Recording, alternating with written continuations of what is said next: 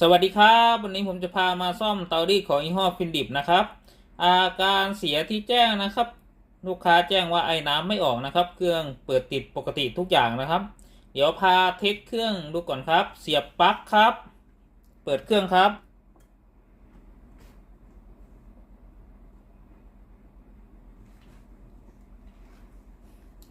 ลองปรับโหมดต่างๆดูก่อนครับ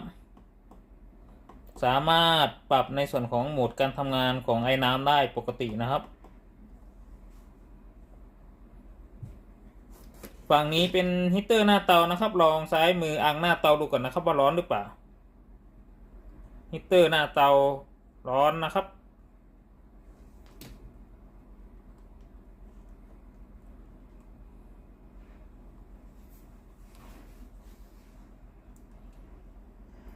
รอเครื่องพร้อมใช้งานก่อนครับไฟตรงปุ่ม power หยุดกระพริบก่อน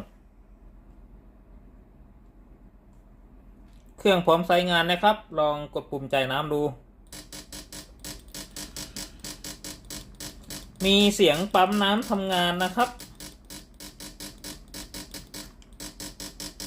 ไม่มีไอน้ำออกมาที่ฮีตเตอร์ด้านหน้าของเตารีดนะครับ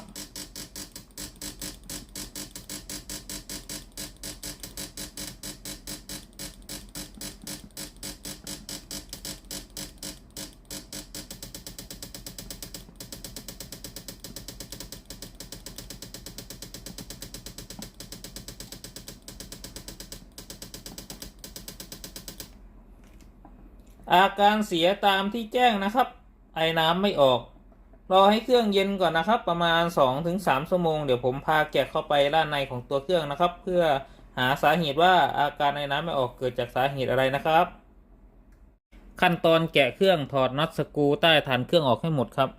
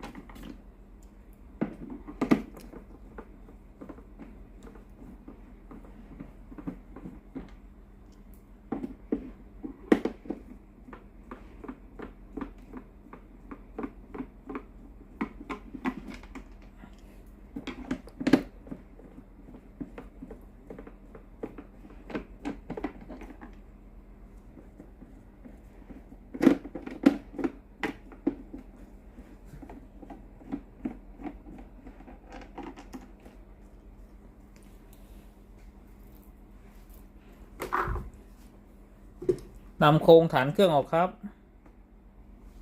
ถอดน็อตออก4 ตัวครับ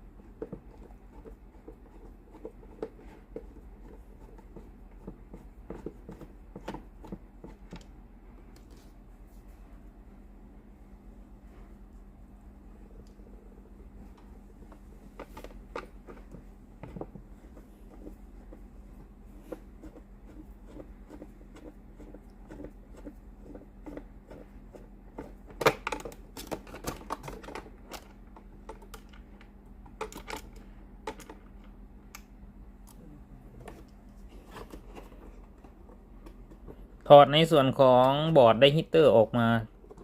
ด้านนอกครับ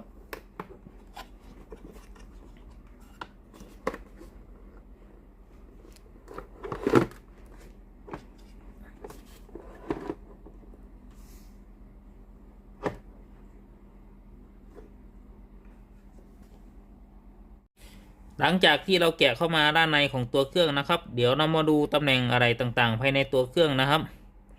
ตำแหน่งปั๊มน้ำตามที่ผมวงไว้ปั๊มน้ำทำหน้าที่สูบน้ำจากแทงน้ำเข้ามาที่ฮีตเตอร์นะครับตำแหน่งที่ผมวงกลมไว้เป็นตำแหน่งของบอร์ดพาวเวอร์นะครับทำหน้าที่จ่ายไฟไปเลี้ยงส่วนต่างๆภายในวงจรนะครับตำแหน่งที่ผมวงกลมไว้นะครับตัวนี้เป็นตำแหน่งของฮีตเตอร์นะครับฮีตเตอร์คืออุปกรณ์ที่ให้ความร้อนแก่ชิ้นงานนะครับฮีตเตอร์จะทำงานได้ก็ต่อเมื่อมีไฟ220โวลต์ VAC ต่อมาเลี้ยงนะครับตัวนี้ถึงจะทำงานตำแหน่งที่ผมวงไว้นะครับเป็นตำแหน่งของตัวดีเลย์ตัวเล็กนะครับทำหน้าที่ตัดต่อไฟเพื่อจ่ายไปยังฮีตเตอร์หน้าเตานะครับถ้าในส่วนของฮีตเตอร์หน้าเตาไม่ร้อนก็ให้ไปตรวจสอบในส่วนของสายสีแดงนะครับแล้วก็สายสีน้ำเงินนะครับเมื่อเราเปิดเครื่องครั้งแรกนะครับเราวัดไฟ2จุดนี้เทียบกันจะต้องมีไฟ220โวลต์ VAC นะครับเพื่อต่อไปยังฮีตเตอร์หน้าเตาถ้าไม่มีก็ให้ตรวจสอบในส่วนของดีเลย์ตัวสีดำตัวเล็กนี้นะครับอาจจะมีปัญหาแต่ถ้ามีหน้าเตาไม่ร้อนนะครับก็ให้ไปดูในส่วนของโทโมฟิลฝั่งที่เป็นหน้าเตาหรือในส่วนของฮีตเตอร์หน้าเตาอาจจะมีปัญหาอีกนะครับตำแหน่งดีเลย์สีดำตัวใหญ่นะครับที่ผมวงกลมไว้ทำหน้าที่ตัดต่อไฟเพื่อจ่ายไปยังขาฮีตเตอร์ที่ตัวเครื่องนะครับจะตัดต่อไฟผ่านสายสีแดงฝั่งนี้นะครับเมื่อเราเปิดเครื่องครั้งแรกวัดสายสีแดงคู่กับสายสีน้ำเงินจะต้องมีไฟจ่ายออกไปเลี้ยงในส่วนของฮีตเตอร์นะครับถ้าไม่มีไฟจ่ายก็ให้ตรวจสอบในส่วนของตัวแผงบอร์ดนะครับดีเลย์ตัวสีดำใหญ่หน้าคอนแทคอาจจะมีปัญหาแต่ถ้ามีไฟจ่ายออกไปแล้วในส่วนของฮีตเตอร์ด้านในไม่ร้อนนะครับก็ให้ไปตรวจสอบในส่วนของโทโมฟิลหรือในส่วนของโทโมสตาร์ทรวมถึงฮีตเตอร์ด้านในอาจจะขาดนะครับมาดูตำแหน่งซ็อกเก็ตนะครับ CN1 ตามที่ผมวงไว้นะครับตัวนี้เป็นแรงไฟที่จ่ายไปยังแผงดิสเพย์ด้านหน้าของตัวเครื่องนะครับที่เรากดเปิดเครื่องและก็กดสั่งงานที่ตัวเครื่องนะครับเป็นไฟ24โวลต์ DC นะครับแล้วก็มีในส่วนของเซนเซอร์ NTC นะครับเพื่อป้อนไปยัง CPU ด้านหน้าของตัวเครื่องนะครับตัว NTC นี้เป็นการตรวจสอบในส่วนของเซนเซอร์ที่หน้าเตารีดนะครับฝั่งที่เป็นหน้าเตารีดส่วนฝั่งที่เป็นฮีตเตอร์ฝั่งตัวเครื่องนะครับตัวนี้จะใช้ในส่วนของโทโมสตัตนะครับคือตัวสีขาวๆที่เป็นวงกลมนะครับในการตัดต่อนะจะไม่มีเซนเซอร์ในส่วนของตัว NTC นะครับในส่วนของเครื่องรุ่นนี้นะในกรณีที่เครื่องเปิดไม่ติดนะครับไฟไม่เข้าเครื่องก็ให้เราตรวจสอบในส่วนของแดงไฟ24โวลต์ตำแหน่งนี้ก่อนนะครับว่ามีไฟจ่ายขึ้นไปด้านบนหรือเปล่าเมื่อเราเปิดเครื่องครั้งแรกนะครับถ้าไม่มีไฟจ่ายขึ้นไปด้านบนก็แสดงว่าในส่วนของตัวแผง power นะครับตัวนี้มีปัญหาก็ให้เราเปลี่ยนในส่วนของแผง power ในกรณีที่มีไฟ24โวลต์จ่ายออกจากแผง power นะครับแต่ว่าฝั่งหน้าจอดิสเพย์ไม่ติดนะครับตัวนี้ก็ให้เราตรวจสอบในส่วนของแผงดิสเพย์ด้านบนนะครับมีปัญหาหน้าที่อะไรคร่าวๆภายในวงจรบอร์ดมีแค่นี้นะครับ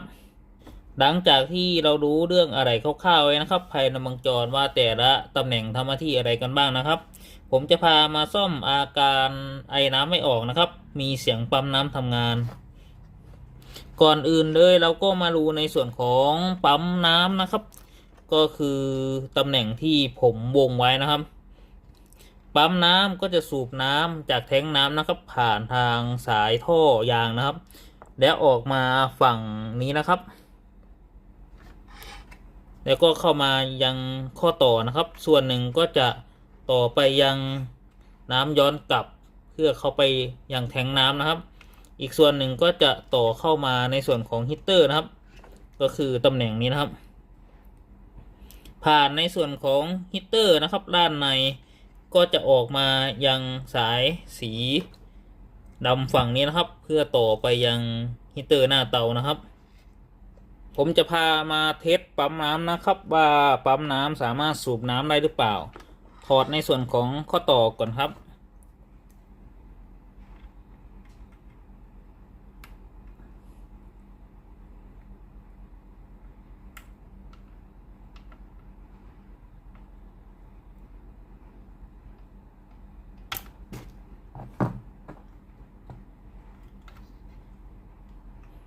ให้ถอดสายไฟที่ต่อมาเลี้ยงปั๊มน้ำออกก่อนครับ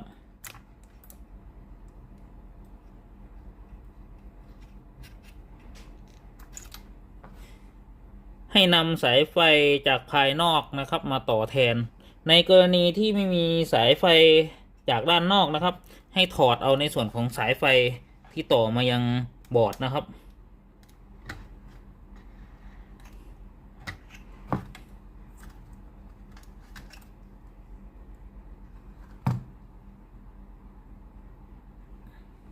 จากนั้นมาต่อเข้าที่ปั๊มน้ำแทนนะครับ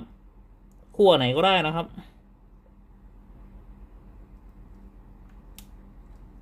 จากนั้นให้นำน้ำเปล่านะครับมาต่อเข้ากับท่อยางฝั่งปั๊มน้ำนะครับเพื่อดูดน้ำ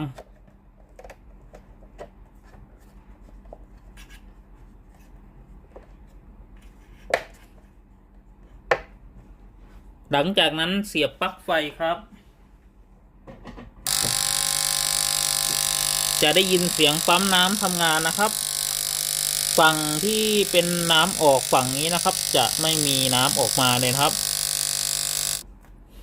เมื่อผมพา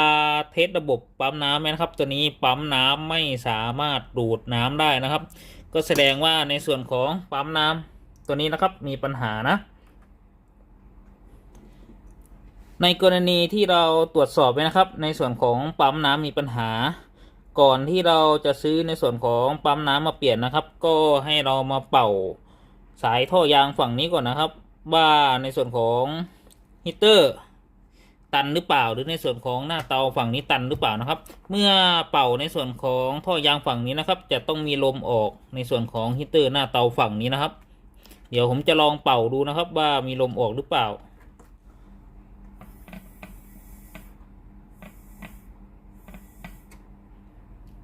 ผมลองใช้ปากเป่าดูแล้วนะครับตัวนี้ฮีเตอร์ที่ตัวเครื่องไม่ตันนะครับ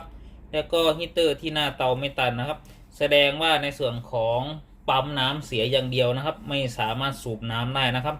ก็ให้เราหาในส่วนของปั๊มน้ำมาเปลี่ยนนะครับในกรณีที่เราเทสระบบปั๊มน้ำไว้นะครับและมีน้ำออกมาฝั่งนี้นะครับแต่ว่าไม่มีน้ำออกมาที่ฮีเตอร์หน้าเตานะครับให้เราตรวจสอบตามนี้นะครับก็ให้เราถอดในส่วนของท่อยางสีดำตำแหน่งนี้นะครับที่ผมวงไว้นะถอดออกจากวงจรออกจากตัวฮีเตอร์ก่อนนะครับแล้วก็ใช้ในส่วนของปากเป่าท่อยางสีขาวฝั่งนี้นะครับว่ามีลมออกมาฝั่งที่เป็นท่อยางฝั่งสีดำนี้หรือเปล่านะครับถ้าไม่มีก็แสดงว่าฮีเตอร์ตัวนี้ตันนะครับก็เปลี่ยนในส่วนของฮีเตอร์นะครับกรณีที่เราเป่าท่อยางสีขาวฝั่งนี้นะครับและมีลมออกมาฝั่งท่อยางสีดำตำแหน่งที่ผมบ่งไว้นี่นะครับก็แสดงว่าฮีเตอร์ฝั่งหน้าเตาตันนะครับผมจะพาเปลี่ยนปั๊มน้ำออกจากวงจรนะครับ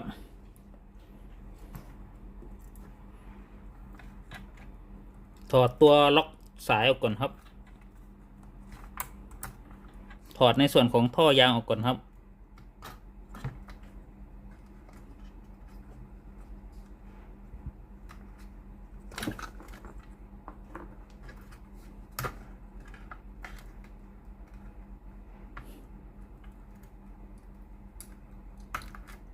ใส่ปั๊มน้ำตัวใหม่เข้าไปในวงจรนะครับ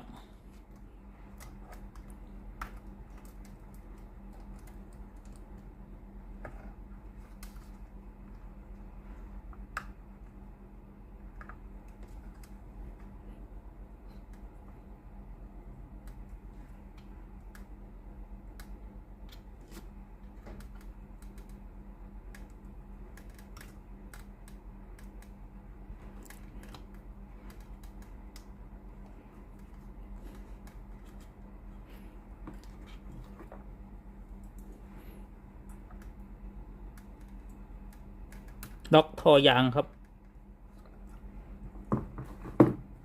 ฝั่งนี้ก็ใส่ท่อยางเข้าไป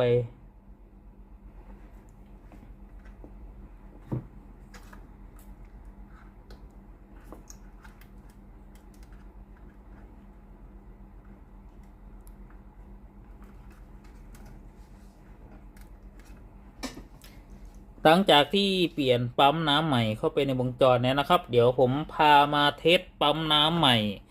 ดูก่อนนะครับว่าระหว่างปั๊มน้ำตัวดีกับตัวเสียมันแตกต่างกันยังไงนะครับเสียบปลั๊กไฟครับให้สังเกตนะครับปั๊มน้ำดีจะต้องมีน้ำพุ่งออกมาอย่างนี้เลยนะครับก็แสดงว่าปั๊มที่เราเปลี่ยนเข้าไปดีนะครับหลังจากที่เราเทสระบบปั๊มน้ำผ่านเนี่ยนะครับเดี๋ยวเราก็จะมาประกอบในส่วนของเครื่องนะครับสายไฟที่เราถอดลงมาจากตัวบอร์ดนะครับก็ใส่กลับคืนที่เดิมนะครับ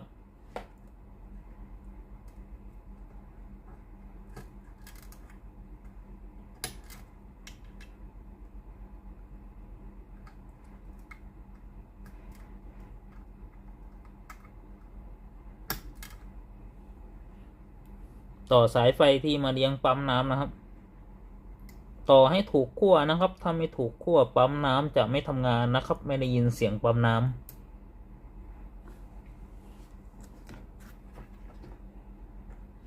ำจากนั้นใส่ข้อต่อเข้าที่ให้เรียบร้อยนะครับ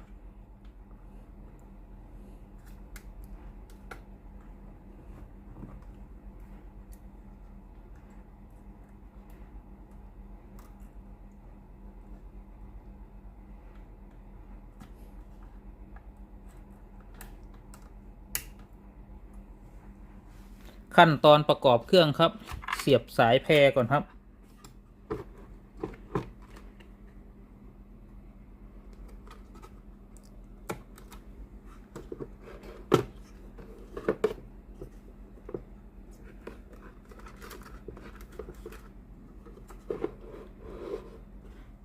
ยึดน็อต4 ตัวครับ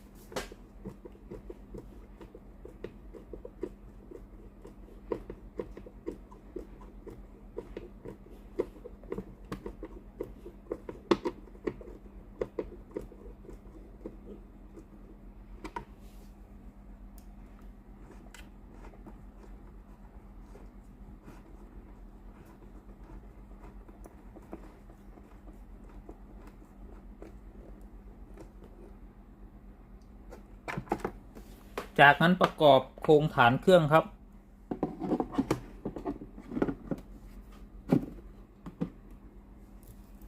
ขันน็อตให้เรียบร้อยครับ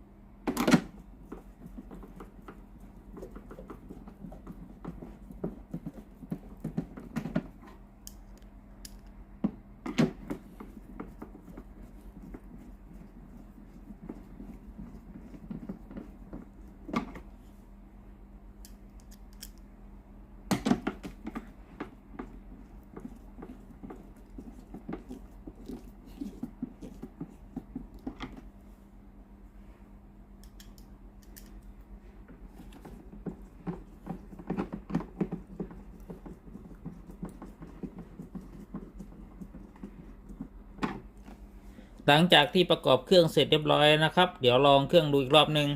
เสียบปลั๊กครับเปิดเครื่องเดี๋ยวรอไฟที่ปุ่ม power หยุดกระพริบก่อนนะครับเครื่องพร้อมใช้งานก่อนเครื่องพร้อมใช้งานแล้วนะครับทดสอบระบบกดปุ่มจ่ายน้ำ